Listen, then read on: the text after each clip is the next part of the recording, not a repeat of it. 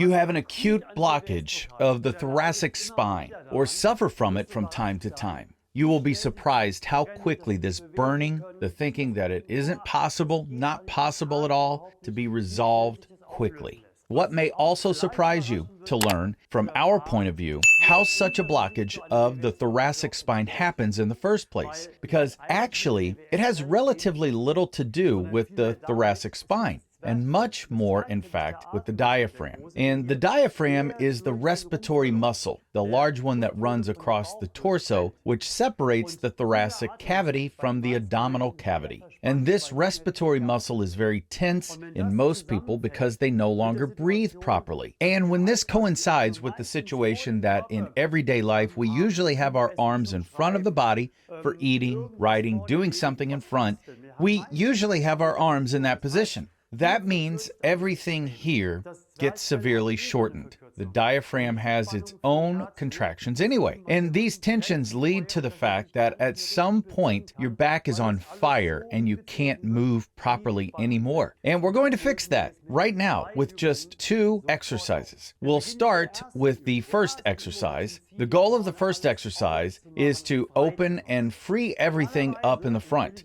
I usually recommend doing it in a corner. We'll show it quickly. Ina, just stand in a corner, put your arms like this, a little bit higher above the horizontal, and then you let the corner of the walls pull your arms further and further back until it stretches nicely here in the front. But today, I'm also going to show you a quick variation of how you can do it without a corner. We have placed 2 of these columns here. They have a similar height to chairs. So you can take 2 chairs and put them there. Then maybe something soft under your knees. Then you put your hands on the chairs or on the columns here with us and slowly go down more and more. Very relaxed. Keep going down and increasingly stretching, breathing nicely.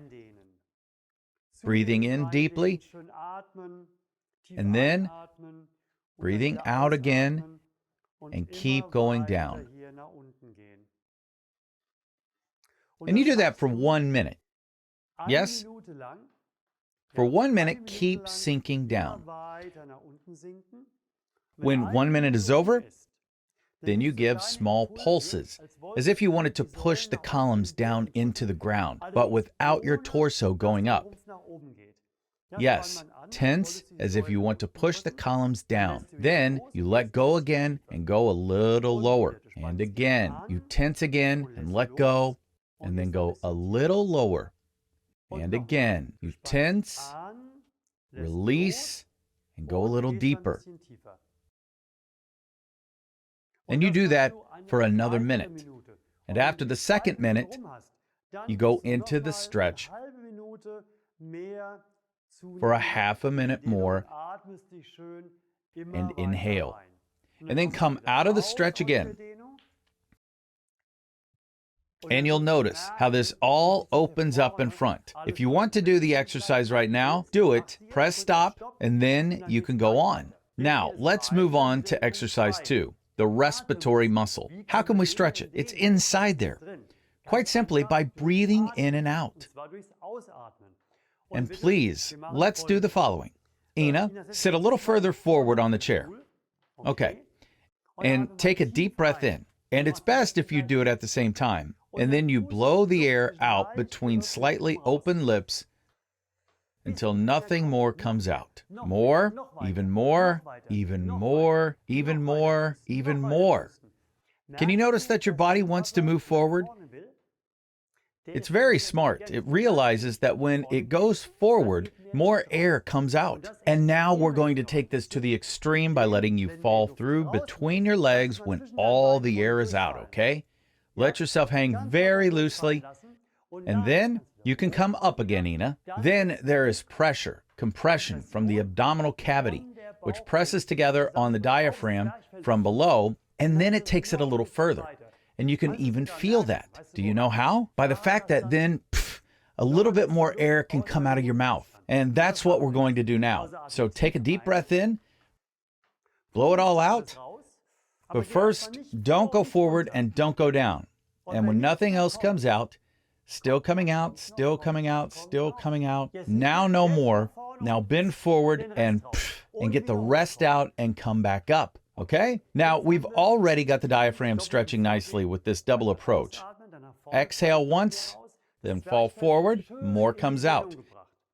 And now we want to hold it there for a moment so that the diaphragm, the muscle, can also stretch.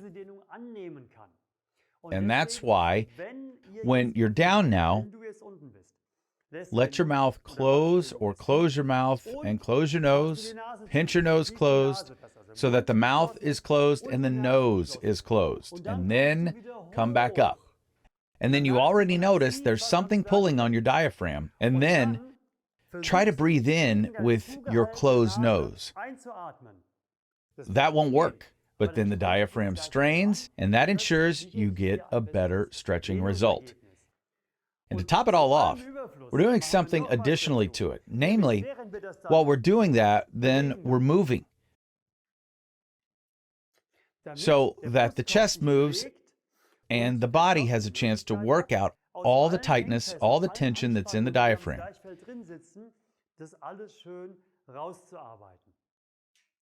We have a lot to do now, don't we?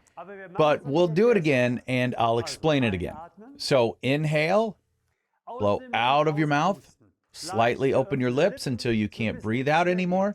Really push the air out, and then bend forward. Blow the rest out. Close your mouth, hold your nose, and come up.